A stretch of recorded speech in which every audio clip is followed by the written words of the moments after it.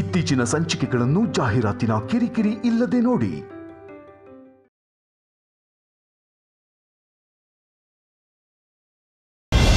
ಆಸೆ ಪಡೋದ್ರಲ್ಲಿ ಯಾವ ತಪ್ಪು ಇಲ್ಲ, ಆದ್ರೆ ಅದಕ್ಕೊಂದು ಮಿತಿ ಇರಬೇಕು. ನನಗ್ ಮಗು ಹುಟ್ಟಲ್ಲ, ಲೈನಲ್ಲಿ ನನ್ನ ಹಿಂದೆ ಇರೋದು ಸುಮ್ಮಿನೇ.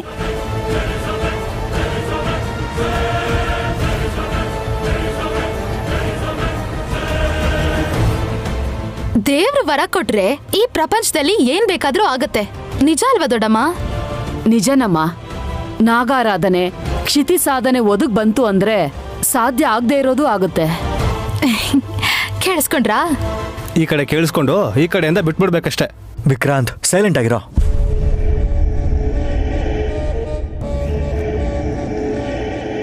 ನಾಳೆ ಹೆಣ್ಮಕ್ಳು ಜಾತಕ ನೋಡ್ ಹೇಳ್ತಾರೆ, ನಡೀರಿ. ಬದ್ರಿ, ಹಾಲ್ ಕುಡ್ದು ಮಲ್ಗುವಂತೆ ಬಾ. ನನ್ ಮಗ ಕಿಂಗ್ ಆಗ್ತಾನಂತೆ ಮಾಮ್. ಆಮೇಲೆ ನೀನು ರಾಜಮಾತೆ. ಅಲ್ಲಿವರೆಗೂ ಇವ್ರು ಇರ್ಬೇಕಲ್ಲ. ಏಯ್, ಬಾಯಿ ಮುಚ್ಕೊಂಡು ನಡಿ. ಅವ್ರಿರಲ್ಲ. ಅದ್ಕೆ ನಡೀರಿ.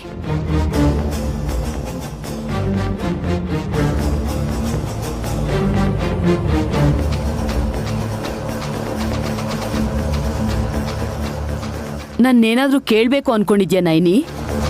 ನಾನ್ ಕೇಳಲ್ಲ, ನನ್ನ ತಂಗಿ ಕೇಳದ್ಲಲ್ಲ. ನೀನ್ ಅವಳಿಗೆ ಏನು ಹೇಳಿಲ್ಲ ಅಲ್ವಮ್ಮ? ಇಲ್ಲಿವರೆಗೂ ಏನು ಹೇಳಲಿಲ್ಲಮ್ಮ. ಎಲ್ಲರೂ ಅವಳಿಗೆ ಗರ್ಭಕೋಶ ಇಲ್ಲ ಅಂತಿದ್ದಾರೆ. ಆದ್ರೆ ನಿನ್ನ ಅನುಮಾನ ನಿಜಾನೇ ಬೊಟ್ಟಮ್ಮ. ಸುಮನ ಮತ್ತೆ ಗರ್ಭಕೋಶನ ಹಾಕಿಸ್ಕೊಂಡಿದ್ದಾಳೆ. ಜಾತಕ ಹೇಳೋ ಶಕ್ತಿ ನಿನಗಿದೆ. ನಾಳೆ ಗಾಯತ್ರಿ ಗಾನವಿ ಭವಿಷ್ಯ ತಿಳ್ಕೊಳಕ್ಕೆ ಎಲ್ರೂ ಕಾಯ್ತಾ ಇದ್ದೀವಿ, ಸರಿನಾ? ಸರಿನಮ್ಮ.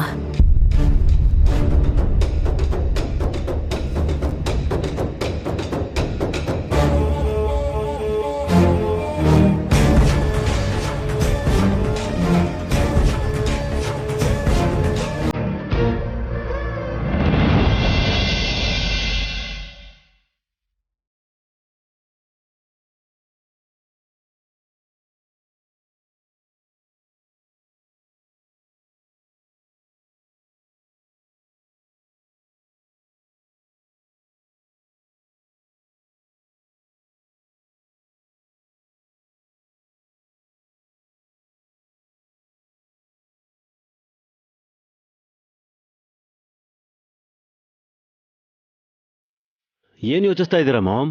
ಓ, ನಿಮ್ಮ ಮೊಮ್ಮಗ ಬದ್ರಿನಾಥಂಗೆ ಯಾವ ಏಜಲ್ಲಿ ಪಟ್ಟಾಭಿಷೇಕ ಮಾಡಿಸ್ಬೇಕು ಅಂತನಾ? ಅವನಿಗೆ ಯಾಕೆ? ಅದೇನ್ ಮಾಮ್ ಅಷ್ಟೊಂದು ಈಸಿಯಾಗಿ ಹೇಳ್ತಿದ್ದೀರಾ? ದೊಡ್ಡ ಬಟ್ಟಮ್ಮ ಅಲ್ಲ, ನನ್ ಮಗ ನೀವ್ ಅನ್ಕೊಂಡಿರೋ ಹಾಗೆ ಈ ಮನೆಗೆ ರಾಜ್ಕುಮಾರ್ ಆಗ್ತಾನೆ ಅಂತ ಹೇಳಿದ್ರಲ್ಲ. ಏಯ್, ಮನೇಲಿ ಯಾವ್ದು ಎಲ್ಲಿದೆ ಅಂತ ಮನೆಯವ್ರಿಗಿಂತ ಕೆಲ್ಸದವ್ರಿಗೆ ಚೆನ್ನಾಗಿ ಗೊತ್ತಿರುತ್ತೆ. ಅಂದ ಮಾತ್ರಕ್ಕೆ ಅವರು ರಾಜರು ರಾಣಿಯರು ಆಗ ಹೋಗಲ್ಲ. ಮತ್ತಿನ್ನೇನಂತೀರ ಮಾಮ್? ನನ್ ಮಗ ಬದ್ರಿನಾಥ ಒಬ್ಬ ಒಳ್ಳೆ ಕೆಲ್ಸಗಾರ ಆಗ್ತಾನೆ ಅಂತಿದ್ದೀರಾ? ಛೇ, ನನ್ ರಕ್ತನ ಅಷ್ಟು ಕೆಳಮಟ್ಟದಲ್ಲಿ ಹೇಗ್ ನೋಡಕ್ಕಾಗತ್ತೋ? ದೊಡ್ಡ ಬೊಟ್ಟಮ್ಮ ಹೇಳಿದ ಹಾಗೆ ನನ್ ಮೊಮ್ಮಗನ್ ಭವಿಷ್ಯ ನಂದಾದೀಪದಂತೆ ಬೆಳಗ್ಬೇಕು ಅಂತಂದ್ರೆ ನಯನಿ ಫೋಟೋ ಮುಂದೆ ದೀಪ ಬೆಳಗ್ತಾನೇ ಇರಬೇಕು. ಅದ್ರಲ್ಲೇನಿದೆ ಮಾಮ್, ಒಂದ್ ಡಮ್ಮಿ ಸೈಜ್ ಫೋಟೋ ಮಾಡಿಸಿ ದೀಪ ಹಚ್ಚಿಡೋಣ. ಲೊಪ್ಪೆದ್ ನನ್ ಮಗ್ನೆ, ನನ್ ಮಾತಿನ ಅರ್ಥ ಅದಲ್ಲ. ನಿನ್ ನಾದ್ನಿ ಶಾಶ್ವತವಾಗಿ ಕಣ್ಮುಚ್ಬೇಕು ಅಂತ ಹೇಳ್ತಿದಾರಪ್ಪ ನಿಮ್ಮಮ್ಮ. ಓ, ಅದು ಹಾಗ? ಆದ್ರೆ ಅದು ನನ್ನ ಕೈಲಾಗಲ್ಲ ಬಿಡಿ, ನಿಮ್ ಕೈಲಾಗತ್ತೆ. ಅದಕ್ಕೆ ಈಗ ನಿನ್ನನ್ನ ಕರೆಸಿದ್ದು. ಹೇಳಿ ಅಮ್ಮ, ಏನ್ ಮಾಡ್ಬೇಕು ನಾನು? ಬದಲಾವಣೆ ಇಲ್ಲ. ನಯನಿನ್ ಬಿಟ್ರೆ ನಮ್ಗೆ ಬೇರೆ ತಡೆ ಇಲ್ಲ. ತೊಲಗಿಸ್ಬೇಕು ಅಂದ್ರೆ ಅವಳು ಗೋಡೆ ಅಲ್ಲ, ನಿಮ್ ಮಗನ್ ನೆರಳು ಯಾವಾಗ್ಲೂ ಇರುತ್ತೆ. ಹೌದು ಮಾಮ್, ಗಂಡ ಹೆಂಡತಿ ಇಬ್ರು ಯಾವಾಗ್ಲೂ ಜೊತೆಗೇ ಇರ್ತಾರೆ, ಲವ್ ಬರ್ಡ್ಸ್ ತರ. ನೈನಿ ಚಿಕ್ಕ ಹುಡುಗಿ ಆಗಿದ್ದಿದ್ರೆ ಅವಳ ಪ್ರಾಣ ಯಾವಾಗ ಹೋಗುತ್ತೆ ಅಂತ ಕೈ ನೋಡೆ ಹೇಳ್ಬಿಡ್ತಾ ಇದ್ದೆ. ನಮ್ಮ ಮಾಮ್ನು ಕೂಡ ಸ್ವಲ್ಪ ಹೊತ್ತು ಚಿಕ್ಕ ಮಗು ಅನ್ಕೊಂಡು ಅವ್ರ ಅಂಗೈನು ನೋಡು ಬೊಟ್ಟಮ್ಮ.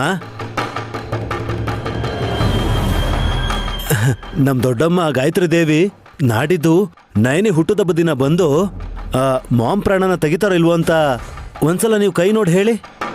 ಏಯ್, ನಾನು ಪಾಪ ಮಾಡಿದ್ದೀನಿ ಕಣೋ. ಅಂದ ಮಾತ್ರಕ್ಕೆ ನಾನೊಂದು ಪಾಪು ಅಂದ್ಕೊಂಡು ಜಾತಕ ನೋಡಕ್ಕಾಗಲ್ಲ ದೊಡ್ಡ ಬೊಟ್ಟಮ್ಮನ್ಗೆ. ಏನೇ ಆದ್ರೂ ನಾಳೆ ಒಂದು ದಿನ ಈ ಮನೆಯಲ್ಲಿ ನೆಮ್ಮದಿ ಇರಬೇಕು. ಹುಣ್ಣಿಮೆ ದಿನ ಹೋಲಿ ಹಬ್ಬ, ಅದು ಹಗಲು. ಸಾಯಂಕಾಲ ಸೂರ್ಯಾಸ್ತಮಾನದ ಸಮಯದಲ್ಲಿ ನಯನಿ ಹುಟ್ಟುಹಬ್ಬದ ಸೆಲೆಬ್ರೇಷನ್ ಶುರುವಾಗತ್ತೆ. ಆಗ್ಲೇ ನೀನು ಅವಳ ಪ್ರಾಣ ತೆಗೆಯೋ ಬೇಟೆ ಕೂಡ ಶುರುವಾಗತ್ತೆ ಬೊಟ್ಟಮ್ಮ. ಖಂಡಿತ ಮಾಡ್ತೀನಮ್ಮ. ನಾಡಿದ್ ತಪ್ಪಿದ್ರೆ ಮತ್ತೆ ನಾವು ಅವಳನ್ನ ಮುಗಿಸೋದಕ್ಕೆ 2 ವಾರದವರೆಗೂ ಕಾಯ್ಬೇಕಾಗುತ್ತೆ. ಅಷ್ಟೊಂದು ತಾಳ್ಮೆ ನನಗಿರೋದಿರಲಿ, ನಮ್ಮ ಮಾಮ್ಗೂ ಇಲ್ಲ. ಅವರು ಖಂಡಿತ ಇರಲ್ಲ. ಯಾಕೆ ಊರಿಗೆ ಹೋಗ್ತಿದಾರಾ? ನರ್ಕ ಅನ್ನೋ ಜಾಗಕ್ಕೆ ನಮ್ಮ ಮಾಮ್ನ ಕಳಿಸ್ಬೇಕು ಅಂತ ಗಾಯತ್ರಿ ದೊಡ್ಡಮ್ಮ ನಾಡಿದ್ ನಮ್ಮ ಮನೆಗೆ ಬರ್ತಿದ್ದಾರೆ ಅಂತ ನಮ್ಮ ಕುಲಗುರುಗಳು ಹೇಳಿದ್ದಾರೆ. ನಯನಿ ಕಣ್ಮುಚ್ಚಿದ್ರೆ ವಿಶಾಲಾಕ್ಷಮ್ಮ ಕೂಡ ವಿಷಾದದಲ್ಲೇ ಮುಳುಗ್ ಹೋಗ್ತಾರೆ. ನನ್ ತಂಟೆಗಾಗ ಯಾರು ಬರಲ್ಲ. ಅರ್ಥ ಆಯ್ತು. ನಾಳೆ ಒಂದೇ ದಿನ ಈ ಶಂಕಕ್ಕೆ ಕೆಲ್ಸ. ಆಮೇಲೇನಿದ್ರು ನನ್ ಕೆಲ್ಸ.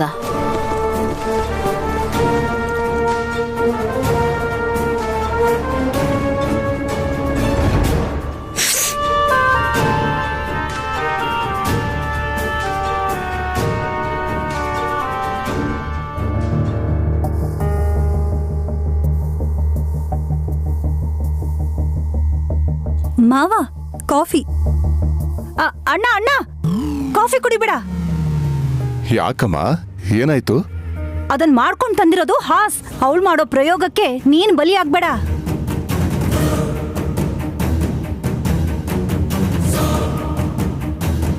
ಹೌದು ಬಾವ, ನಿಮ್ಮ ಆಯಸ್ಸು ಚೂಪಾಗಿರೋ ಕತ್ತೆ ಮೇಲೆ ಇದ್ದಂಗೆ ಅಂತ ಗುರುಗಳು ಹೇಳಿದ್ದಾರೆ. ಪರವಾಗಿಲ್ಲ ಬಿಡು ಪಾವನ. ಮಗಳು ಸಮಾನವಾದ ಸೊಸೆ ಕೈಯಲ್ಲಿ ಕಣ್ಮುಚ್ಚೋದು ಒಂಥರ ಅದೃಷ್ಟ ಅನ್ಕೋತೀನಿ. ಡ್ಯಾಡ್,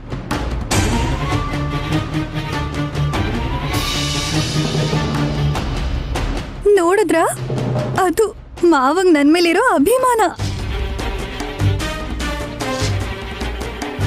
ನಿನ್ ಹೆಸರಲ್ಲಿ 50 ಕೋಟಿ ಆಸ್ತಿ ಇದೆಯಲ್ಲ ಅಕ್ಕ, ಅದಕ್ಕೇನೆ ಇವ್ರ ಈ ಥರ ಎಲ್ಲ ಮಾತಾಡೋದು.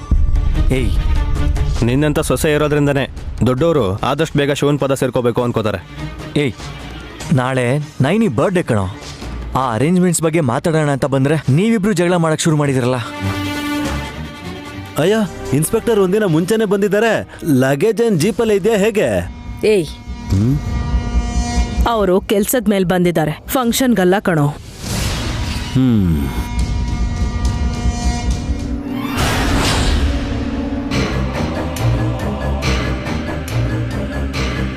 ಕಾಫಿ ತಗೊಂಡ್ ಬರಮ್ಮ. No thanks sir. ಸರಿ, ಕೂತ್ಕೊಳ್ಳಿ. ಪರವಾಗಿಲ್ಲ, ಒಂದು ವಿಷಯ ಹೇಳ್ಬಿಟ್ಟು ಹೋಗೋಣ ಅಂತ ಬಂದೆ.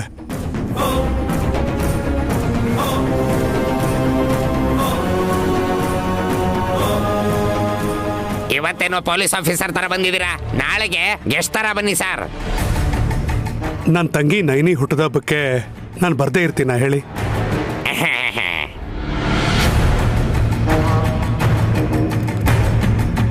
ನನ್ನ ಪ್ರಕಾರ ಸಕ್ಕೀನ್ ಬಿಟ್ಟು ಇನ್ನೆಲ್ಲರೂ ಬರ್ತಾರೆ.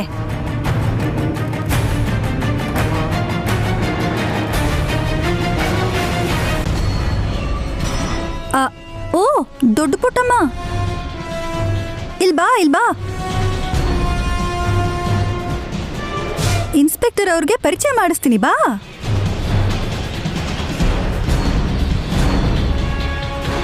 ಪೊಲೀಸ್ ಅಷ್ಟೇ ಅಲ್ಲ, ಪೊಲೀಸ್ ಸ್ಟೇಷನ್ ಕೂಡ ದೊಡ್ಡ ಬಟ್ಟಮ್ಮಂಗೆ ಪರಿಚಯ ಇದೆ.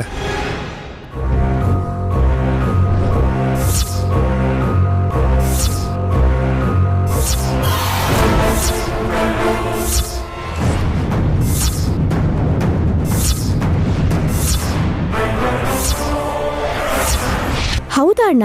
ಹಾಗಾದ್ರೆ ಬೊಟ್ಟಮ್ಮ ನಿಮಗೆ ಮೊದಲಿಂದಾನೇ ಗೊತ್ತಾ? ಗೊತ್ತಿದ್ಯಮ್ಮ. ಗೊತ್ತಾ? ಈಗ ಜಾತಕ ಹೇಳ್ತಾ ಇಲ್ಲ ಸರ್. ಈ ಮನೇಲಿ ಆಯಾ ಕೆಲಸ ಮಾಡ್ತಾ ಇದ್ದೀನಿ. ನೆನ್ನೆ ನನ್ನ ಮಗ ವೀರಾದಿ ವೀರ ಶೂರಾದಿ ಶೂರ ಆಗ್ತಾನೆ ಅಂತ ಹೇಳಿದ್ಯಲ್ಲ. ಏಯ್, ನೀನ್ ಸುಮ್ನಿರೋ. ಮೊದ್ಲು ಅವ್ರೇನ್ ಹೇಳ್ಬೇಕು ಅನ್ಕೊಂಡಿದಾರೋ ಹೇಳಕ್ ಬಿಡು. ನೀನ್ ಈ ಮನೆ ಕೆಲಸ ಕರ್ಸಿದ್ಯಾರು? ನಾನೇ ಅಣ್ಣ. 3 ಮಕ್ಕಳನ್ನು ತುಂಬಾ ಚೆನ್ನಾಗಿ ನೋಡ್ಕೋತಾ ಇದ್ದಾಳೆ.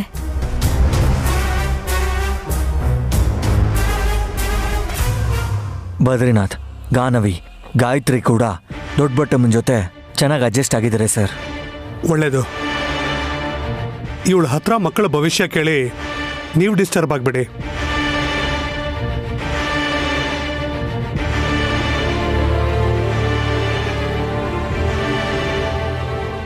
ದೊಡ್ಡ ಬಟ್ಟಮ್ಮ, ನೀನು ಹೇಳೋ ಆಗಿಲ್ಲ. ಆಯ್ತು ಸರ್. ಸರ್, ಇದಕ್ಕೂ ಮೊದಲು ಏನಾದರೂ ಇಶ್ಯೂ ಆಗಿತ್ತಾ? ವಿಶಾಲ್, ನಮ್ಮನೆ ವಿಷಯದ ಬಗ್ಗೆ ಡಿಸ್ಕಸ್ ಮಾಡಿದ್ರೆ ಚೆನ್ನಾಗಿರೋದು. ಕೆಲಸ ಮಾಡಕ್ ಬಂದಿರೋರ್ ಬಗ್ಗೆ ನಾವ್ಯಾಕೆ ಸುಮ್ಮನೆ ಡಿಸ್ಕಸ್ ಮಾಡಬೇಕು? ಹೌದು, ಮೊದ್ಲು ನಮ್ ಸಖಿ ಎಲ್ಲಿದ್ದಾಳೆ ಅಂತ ಹೇಳಕ್ ಹೇಳಿ ಈ ಪೊಲೀಸ್ ಅವ್ರಿಗೆ. ಎಲ್ಲ ಹೇಳ್ಬಿಡಿ. ಇಂಥ ಜಾಗದಲ್ಲಿ ಇದ್ದಾಳೆ ಅಂತ ಗೊತ್ತಾದ್ರೆ ನನ್ ಗಂಡ ಹೋಗಿ ಅಲ್ಲಿಂದ ಅವಳನ್ನ ಶಕ್ತಿಮಾನ್ ತರ ವಾಪಸ್ ಕರ್ಕೊಂಡ್ ಬಂದ್ಬಿಡ್ತಾರೆ. ಯಾಕೆ ಹಾಗೆ? ನಾಳೆ ಫಂಕ್ಷನ್ ಅಲ್ಲಿ ಅವಳ ಜೊತೆ ಒಂದ್ ಸ್ಟೆಪ್ ಹಾಕ್ಲಿ ಅಂತ. ಸುಮ್ನಿರೆ ಬಟರ್ಫ್ಲೈ ಚಿಟ್ಟೆ. ಇನ್ಸ್ಪೆಕ್ಟರ್ ಸರ್, ನೀವ್ ಹೇಳಿ, ವೇರ್ ಇಸ್ ಸಖಿ? ನೀವೇ ಹೇಳಬೇಕು.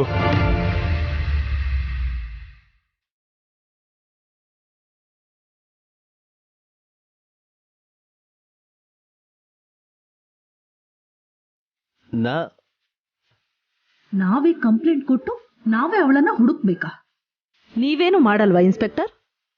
ಮನೇಲಿರೋರು ಏನ್ ಮಾಡಿದೀರಾ ಅಂತ ತಿಳ್ಕೊಳ್ಳೋದಕ್ಕೆ ನಾನು ಈ ರೀತಿ ಕೇಳ್ತಾ ಇದ್ದೀನಿ ಮೇಡಮ್.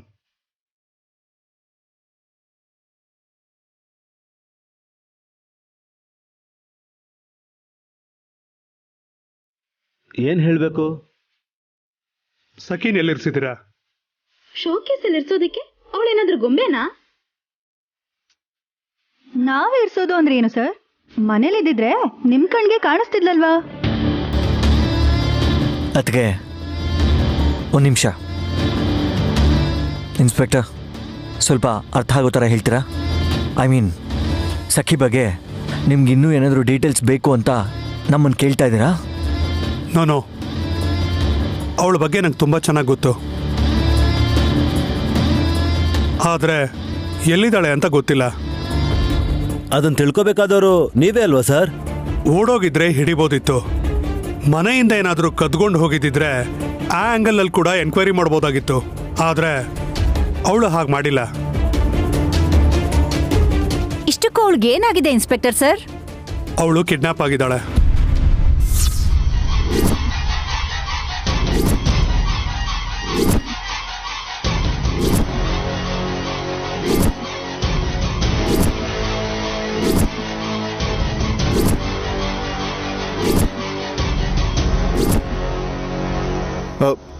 ಸಖಿನ ಕಿಡ್ನಾಪ್ ಮಾಡಿದಾರ?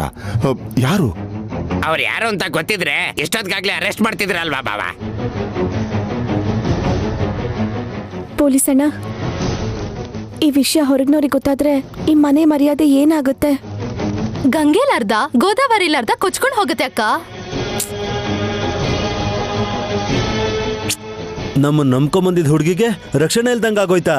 ಹಲೋ ಮಿಸ್ಟರ್ ಒಣಗಿರೋ ಬದ್ನೆಕಾಯಿ, ನಮ್ಮನ್ನ ನಂಬ್ಕೊಂಡಲ್ಲ, ನಿಮ್ಮನ್ನ ನಿಮ್ಮ ಅಮ್ಮನ್ನ ನಂಬ್ಕೊಂಡ್ ಬಂದಿರೋದು. ಇವಾಗ ಪೀಡೆ ತೊಲಗ್ತು. ಯಾಕೆ ಹಾಗಂತೀಯ ಹಾಸಿನಿ? ಅವ್ರ ಮನೆಯವ್ರು ಕೇಳಿದ್ರೆ ನಾವೇನು ಅಂತ ಉತ್ತರ ಕೊಡೋದು?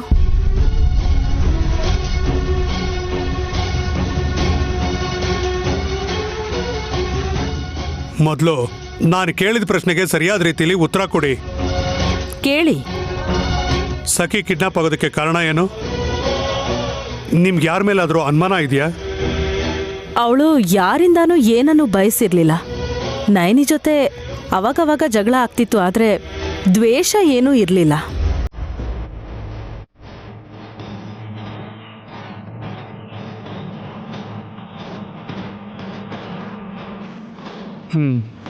It's all right. ಏನು ದೊಡ್ಡ ಬಟ್ಟಮ್ಮ, ಇಂಥ ಕೇಸುಗಳಲ್ಲಿ ಭವಿಷ್ಯ ಹೇಳಕ್ಕಾಗುತ್ತಾ? ಯಾಕೆ ಹಾಗೆ ಕೇಳ್ತಾ ಇದ್ದೀರಾ ಸರ್? ನನ್ನ ವಿದ್ಯೆನ ಅನುಮಾನಿಸ್ತಿದ್ದೀರಾ ಇಲ್ಲ ಅವಮಾನಿಸ್ತಿದ್ದೀರಾ? ಏನೂ ಇಲ್ಲ, ಗೊತ್ತಾದ್ರೆ ಹೇಳು ಒಂದೇ. ಪೊಲೀಸ್ ಅವ್ರಿಗೆ ಗೊತ್ತಿಲ್ಲ ಅಂದಮೇಲೆ ದೊಡ್ಡಮ್ಮ ಏನು ಹೇಳ್ತಾರೆ? ನಂಬಿಕೆಯಿಂದನೇ ಹೇಳ್ತಾರೆ, ಯಾಕಂದ್ರೆ ಇದು ಕೂಡ ಮಕ್ಳಿಗೆ ಸಂಬಂಧಪಟ್ಟಿರೋ ವಿಷಯನೇ.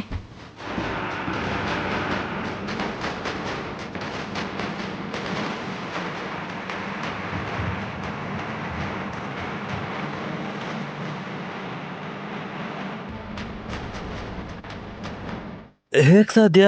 ಸಖಿ ಮಗು ಅಲ್ವಲ್ಲ? ಅವಳು ಕಿಡ್ಡು ಅಲ್ಲ, ಹೆಣ್ಣಂತೂ ಮೊದ್ಲು ಅವಳಲ್ವೇ ಅಲ್ಲ. ಆದ್ರೆ ಮಾಡ್ಬಾರದ್ ಕೆಲ್ಸ ಎಲ್ಲ ಮಾಡಕ್ ಹೊರಟಿದ್ದಾಳೆ ಆ ಸಖಿ ಈ ನಡುವೆ, ಗೊತ್ತಾ? ಏನ್ ಮಾತಾಡ್ತಿದ್ಯಾ ಅಂತ ನಿನಗಾದ್ರೂ ಅರ್ಥ ಆಗ್ತಿದ್ಯಾ? ಮಾಮ್, ಇನ್ಸ್ಪೆಕ್ಟ್ರು ಕೂಡ ಕಾನ್ಫಿಡೆಂಟ್ ಆಗಿ ದೊಡ್ಡ ಬೊಟ್ಟಮ್ಮನ ಕೇಳಿದ್ರು. ಅವ್ರೇನಾದ್ರೂ ಹಿಂಟ್ ಕೊಡ್ತಾರ ನೋಡೋಣ. ಜಾತಕ ನೋಡ್ಬಾರ್ದು ಅಂತ ಇನ್ಸ್ಪೆಕ್ಟರ್ ಈಗ ತಾನೇ ಹೇಳಿ, ಈಗ ಸಖಿ ಕೇಸ್ ವಿಷಯದಲ್ಲಿ ಕಾಪರೇಟ್ ಮಾಡಿ ಅಂತಿದ್ದಾರೆ. ಇದ್ಯಾವ ನ್ಯಾಯ? ಕೆಲವೊಂದ್ಸಲ ಅನುಮಾನ ಕೂಡ ನಿರ್ಧಾರನ ಬದಲಾಯಿಸುತ್ತೆ ತಿಲೋತ್ತಮ. ನೀನ್ ಹೇಳಮ್ಮ. ಯಾರ್ ಕಿವಿ ಮೇಲೆ ಶಂಕ ಇಡಕ್ ನೋಡ್ತೀಯಾ? ಇಲ್ಲಿ ಚಿಕ್ಕ ಮಕ್ಳು ಯಾರು ಇಲ್ಲ, ಅವ್ರ ಜಾತಕ ನೋಡೋ ಅವಶ್ಯಕತೆನೂ ಇಲ್ಲ ಈಗ. ಹೇಳೋ ದೊಡ್ಡ ಬಟ್ಟಮ್ಮ, ಇನ್ನ ಏನು ಯೋಚನೆ ಮಾಡ್ತಾ ಇದೆಯಾ? ನಿಜ ಅಂತ ಅನ್ಕೊಳ್ಳೋದಿಲ್ಲ, ಯಾರ ಮೇಲೂ ಅನುಮಾನ ಪಡೋದಿಲ್ಲ. ಸುಮ್ಮನೆ ಕೇಳ್ತಾ ಇದ್ದೀನಿ ಅಂತ ಅನ್ಕೋ, ಹೇಳು ಪರವಾಗಿಲ್ಲ.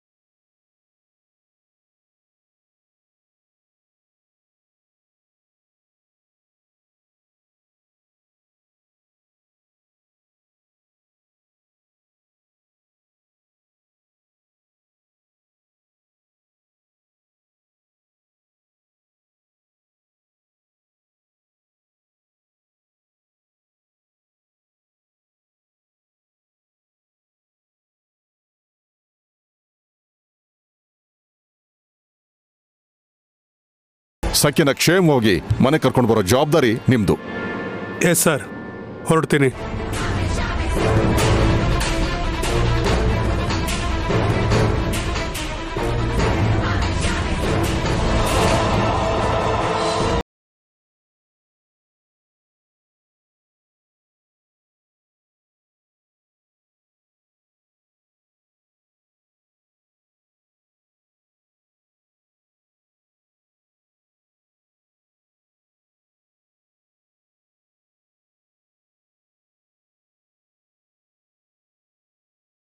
ಬೇರೆಯವ್ರು ಮಾಡಿದ್ದಾರೆ ಅಂದ್ರೆ ಸಖಿ ಫಿಗರ್ನ ನೋಡೋ ಪೊಗರ್ನ ನೋಡೋ ಹಾಗೆ ಮಾಡಿದ್ದಾರೆ ಅನ್ಕೋಬಹುದು.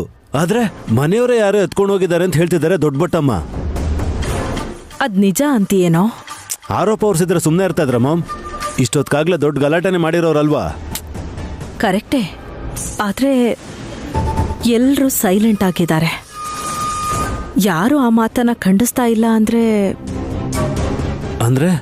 ಸಖಿ ಕಿಡ್ನಾಪ್ ಅಲ್ಲಿ ಎಲ್ರೂ ಕೈವಾಡ ಇದೆ ಅಂತೀರಾ ಮಾಮ್?